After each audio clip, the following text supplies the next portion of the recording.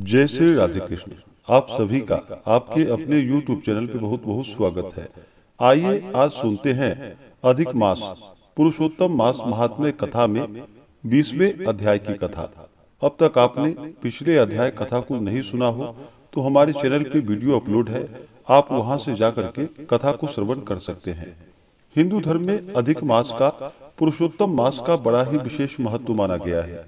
इन दिनों गंगा स्नान करना, दान पुण्यों का कार्य करना, भगवान श्री कृष्ण का पूजन करना, भगवान विष्णु का पूजन करना, भूमि पे शयन करना, इन सबों का बड़ा ही विशेष महत्व होता है। अधिक मास में जितने भी पुण्य कार्य किए जाते हैं इसका कई गुना पुण्य फल प्राप्त होता है। तो आइए सुनते हैं अधिक मास महात्म्य कथा में 20वें अध्याय की कथा। तो बोलिए प्रेम से भगवान विष्णु की जय, माता लक्ष्मी की जय, श्री राधा कृष्ण की जय, पुरुषोत्तम भगवान की जय, सर्वदेवी देवता की जय। श्री सूत जी बोले कि हे विप्रो, नारायण के मुख से राजा दृढ़धनवा के पूर्व जन्म का वृतांत श्रवण कर अत्यंत तृप्त न होने के कारण नारद मुनि ने श्री नारायण से पूछा। नारद जी बोले कि हे तपोधन, महाराज दृढ़धनवा ने मुनि श्रेष्ठ वाल्मीकि जी से क्या कहा, सो आप विस्तार पूर्वक हे प्रभु मुझसे वर्णन कीजिए। नारायण बोले कि हे नारद सुनिए, राजा दृढ़धनवा ने महाप्राज्ञ मुनि श्रेष्ठ वाल्मीकि मुनि की प्रार्थना कर जो कुछ कहा सो मैं कहूंगा। दृढ़धनवा बोला, मोक्ष की इच्छा करने वाले लोगों से पुरुषोत्तम मास का सेवन किस प्रकार किया जाए, क्या दान किया जाए और इसकी विधि क्या है, यह सब संपूर्ण लोक के कल्याण के लिए मुझसे कहिए, क्योंकि आपके समान महात्मा संसार के हित के लिए ही पृथ्वी पर भ्रमण करते हैं। यह पुरुषोत्तम मास स्वयं साक्षात पुरुषोत्तम भगवान है। उस पुरुषोत्तम मास के सेवन से महान पुण्य होता है। यह बात मैंने आपके मुख से भली भांति सुनी है। मैंने पूर्व जन्म में सुदेव नामक ब्राह्मण श्रेष्ठ होकर विधि से पुरुषोत्तम मास का सेवन किया, जिसके प्रताप से मेरा मृत पुत्र उठकर खड़ा हो गया। हे ब्राह्मण, पुत्र शोक के कारण निरंतर निराहारी मेरा यह पुरुषोत्तम मास बिना जाने ही बीत गया। अज्ञान से हुए पुरुषोत्तम मास का ऐसा फल हुआ कि मृत्यु को प्राप्त भी सुखदेव उठकर खड़ा हो गया। हरि भगवान के कहने पर इस अनुभूत पुरुषोत्तम मास का सेवन किया। हे तपोधन, मुझे इस जन्म में यह सब विस्मृत हो गया है, इसलिए इस पुरुषोत्तम मास का पूजन विधान विस्तार पूर्वक मुझसे फिर से कहिए। वाल्मीकि जी बोले, ब्रह्म मुहूर्त में उठकर पर ब्रह्म का चिंतन करे, उसके बाद बड़े पात्र में जल लेकर नैऋत्य दिशा में जाए। पुरुषोत्तम मास को सेवन करने वाला शौच के लिए ग्राम से बहुत दूर जाए।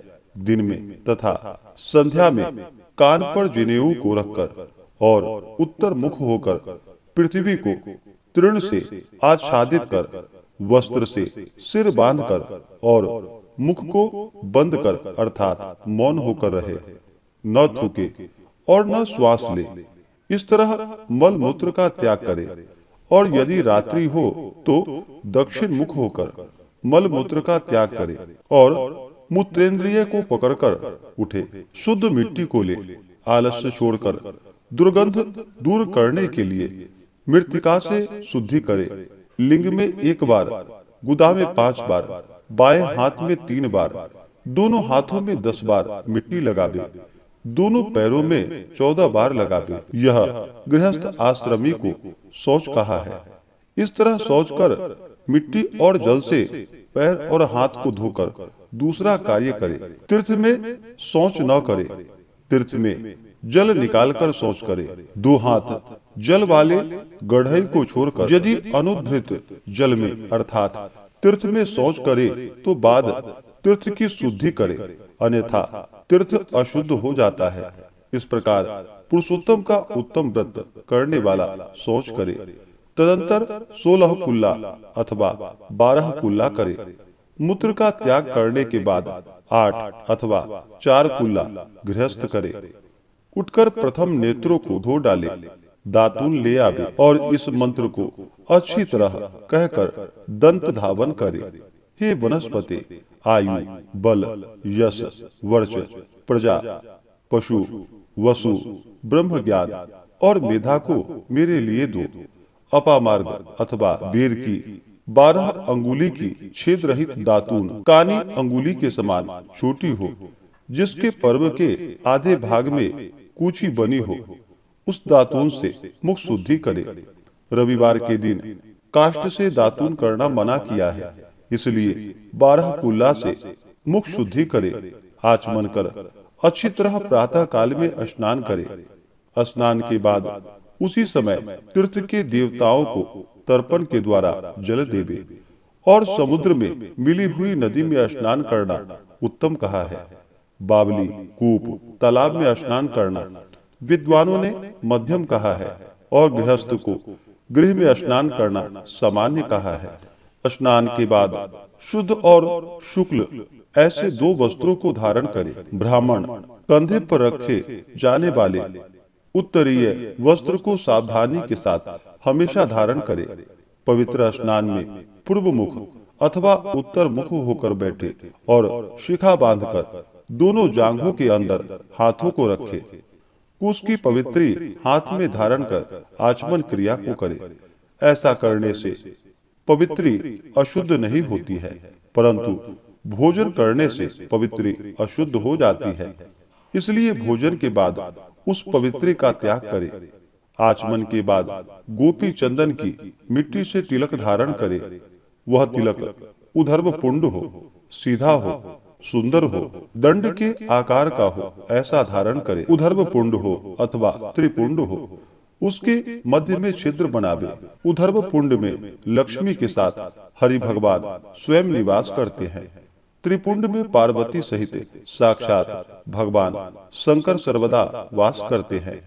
बिना छिद्र का पुंड कुत्ते के पैर के समान विद्वानों ने कहा है। सफेद तिलक ज्ञान को देने वाला है। लाल तिलक मनुष्यों को वशीकरण करने वाला कहा है। पीला समस्त रिद्धि को देने वाला कहा है। इससे भिन्न तिलक को नहीं लगावे। गोपी चंदन की मिट्टी से शंख, चक्र, गदा, पद्म आदि धारण करे। यह संपूर्ण पापों को नाश करने वाला और पूजा का अंग कहा गया है। जिसके शरीर में शंख, चक्र आदि भगवान के आयुधों का चिन्ह देखने में आता है, उस मनुष्य को मनुष्य नहीं समझना। वह भगवान का ही शरीर है। जो शंख, चक्र आदि चिन्हों को नित्य धारण करता है, उस देही के पाप पुण्य रूप हो जाते हैं। नारायण के आयुधों से जिसका शरीर चिन्हित रहता है, उसका कोटि कोटि पाप होने पर भी यमराज क्या कर सकता है। प्राणायाम करके संध्या वंदन करे। प्रातः काल की संध्या विधि पूर्वक नक्षत्र के रहने पर करे। जब तक सूर्य नारायण का दर्शन न हो तब तक गायत्री मंत्र का जप करे और सूर्योपस्थान के मंत्रों से उठकर अंजकली बांधकर उपस्थान करे। सायं काल के समय अपने पैर को पृथ्वी में करके नमस्कार करे। जो कमी रह गई हो उसको इस मंत्र से पूर्ण करे। यस्य स्मृत्या च नामुक्त्याम तपो यज्ञ क्रियादिषु न्यूनम संपूर्णताम यातिम सद्यो वंदे तमच्युतम। जो द्विज, ब्राह्मण, क्षत्रिय और वैश्य श्रद्धा के साथ संध्या वंदन करता है, उसको तीनों लोक में कुछ भी दुष्प्राय नहीं होता। दिन के आदि भाग यानी प्रातः काल में होने वाले कृत्य को कहा है। इस प्रकार प्रातः काल की नित्य क्रिया को करके हरि भगवान की पूजा करे। लिपे हुए शुद्ध स्थान में नियम से स्थित होकर और मौन तथा पवित्र होकर गोबर से गोल अथवा चौकोर मंडल को बनाकर व्रत की सिद्धि के लिए चावलों से अष्टदल कमल बनावे। बाद स्वर्ण, चांदी, तांबा अथवा मिट्टी का मजबूत और नवीन छिद्र रहित शुद्ध कलश को उस मंडल के ऊपर स्थापित करे और उस कलश में शुद्ध तीर्थों से लाए हुए कल्याणप्रद जल को भरकर कलश के मुख में विष्णु, कंठ में रुद्र भगवान अच्छी तरह वास करते हैं। उसके मूल में ब्रह्मा जी स्थित रहते हैं। मध्य भाग में मातृगण कहे गए हैं। कोख में समस्त समुद्र और 7 द्वीप वाली वसुंधरा, ऋग्वेद, यजुर्वेद, सामवेद और अथर्ववेद, व्याकरण आदि अंगों के साथ सब कलश में स्थित हों। इस प्रकार कलश को स्थापित करके उसमें तीर्थों का आवाहन करे। गंगा, गोदावरी, कावेरी और सरस्वती मेरी शांति के लिए तथा पापों के नाश करने के हेतु आवे। तदंतर उस कलश का मंत्र पाठ पूर्वक गंध, अक्षत, नैवेद्य और उस काल में होने वाले पुष्प आदि उपचारों से पूजन करके उसके ऊपर पीले वस्त्र से लपेटा हुआ तांबे का पात्र स्थापित करे। उस पात्र के ऊपर राधा के साथ हरि की मूर्ति को स्थापित करे। राधा के सहित स्वर्ण की पुरुषोत्तम भगवान की प्रतिमा बनावे और भक्ति में तत्पर होकर विधि के साथ उस प्रतिमा की पूजा करे। पुरुषोत्तम मास के पुरुषोत्तम देवता हैं। पुरुषोत्तम मास के आने पर उनकी पूजा करनी चाहिए। जो इस संसार सागर में डूबे हुए को उबारता है, उसकी इस लोक में भी मृत्यु धर्म वाला कौन मनुष्य पूजा नहीं करता। ग्राम फिर मिलते हैं, धन फिर मिलता है, पुत्र फिर मिलता है, गृह फिर मिलता है, शुभ अशुभ कर्म फिर मिलते हैं, परंतु शरीर फिर नहीं मिलता है। उस शरीर की रक्षा धर्म के लिए और धर्म की रक्षा ज्ञान के लिए हुआ करती है और ज्ञान से मोक्ष सुलभ हुआ करता है। इसलिए धर्म को करना चाहिए। देह रूप वृक्ष का फल सनातन धर्म कहा गया है। जो शरीर धर्म से रहित है वह बांझ वृक्ष के समान निष्फल है। सहायता के लिए न माता कही गई है, न स्त्री, पुत्र आदि कहे गए हैं, तथा न पिता, न सहोदर भाई, न धन कहे गए हैं। केवल धर्म ही उनका प्रधान कारण कहा गया है। वृद्धावस्था सिंहिनी के समान भय देने वाली है और रोग शत्रु के समान पीड़ा देने वाले हैं। फूटे हुए बर्तन से जल गिरने के समान आयु प्रतिदिन क्षीण होती रहती है। जल के तरंग के समान चंचल लक्ष्मी, पुष्प के समान क्षण मात्र में मुरझाने वाली युवावस्था, स्वप्न के राज्य सुख के समान संसार के विषय सुख प्रभृति सब निरर्थक हैं। धन चंचल है, चित्त चंचल है और संसार में होने वाला सुख चंचल है। ऐसा जानकर संसार से विरक्त होकर धर्म के साधन में तत्पर होवे। जैसे सर्प से आधा देह निकल जाने पर भी मेढक मक्खी को खाने की इच्छा करती ही रहती है, उसी प्रकार काल से ग्रसा हुआ जीव दूसरे को पीड़ा देने में तथा दूसरे का धन अपहरण करने में प्रेम करता है। मृत्यु से ग्रस्त आयु वाले पुरुष को सुख क्या हर्ष करता है। वध के लिए वध स्थान को पहुंचाए जाने वाले पशु के समान सब सुख व्यर्थ है। जब धर्म करने के लिए चित्त होता है तो उस समय धन का मिलना सुलभ नहीं होता है। जब धन होता है तो उस समय चित्त धर्म करने के लिए उत्सुक नहीं होता है। जब चित्त और धन दोनों होते हैं तो उस समय समपात्र नहीं मिलते हैं। इसलिए चित्त, वित्त, सत्पात्र इन तीनों का जिस समय संबंध हो जाए उसी समय बिना विचार किए ही जो धर्म को करता है वही बुद्धिमान कहा गया है। अधिक धन के व्यय से होने वाले हजारों धर्म हैं। पुरुषोत्तम मास में थोड़े धन से महान धर्म होता है। स्नान, दान और कथा में विष्णु भगवान का स्मरण करना इतना भी उत्तम धर्म यदि किया जाए तो वह महान भय से रक्षा करता है। जिस प्रकार गंगा ही तीर्थ है, कामदेव ही धनुषधारी है, विद्या ही धन है और गुणी ही रूप है, उसी तरह संपूर्ण महीनों में उत्तम पुरुषोत्तम मास साक्षात पुरुषोत्तम ही है। यद्यपि यह पुरुषोत्तम मास प्रथम समस्त कार्यों में तथा यज्ञों में अत्यंत निंदित था, तो भी भगवान के प्रसाद से पृथ्वी में साक्षात भगवान के नाम से प्रसिद्ध हुआ। जिस प्रकार हाथी के पैर में सब प्राणियों के पैर लीन हो जाते हैं, उसी तरह समस्त धर्म और कला समस्त पुरुषोत्तम में विलीन हो जाते हैं।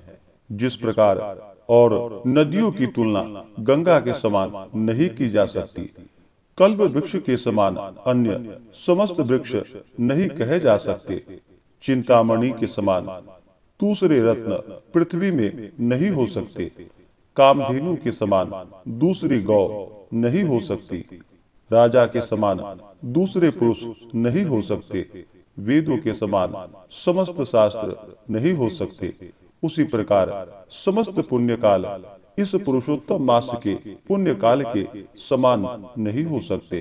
पुरुषोत्तम मास के देवता पुरुषोत्तम भगवान हैं, इसलिए भक्ति और श्रद्धा से पुरुषोत्तम भगवान की पूजा करनी चाहिए। शास्त्र को जानने वाला कुशल शुद्ध वैष्णव सत्यवादी और विप्र आचार्य को बुलाकर उसके द्वारा पुरुषोत्तम मास की पूजा करे। अंतःकरण में होने वाले मोह, काम, क्रोध, लोभ, मद, मात्सर्य आदि रूप बड़ी बड़ी मछलियों से पूर्ण अत्यंत गंभीर वेग वाले इस संसार रूप सागर को पार करने की इच्छा करता है, वह इस भारतवर्ष में आदि देवता पुरुषोत्तम भगवान का अच्छी तरह पूजन करे। इस प्रकार से श्री बृहन्नारदीय पुराणे पुरुषोत्तम मास महात्म्य कथा में 20वें अध्याय की कथा पूर्ण हुई।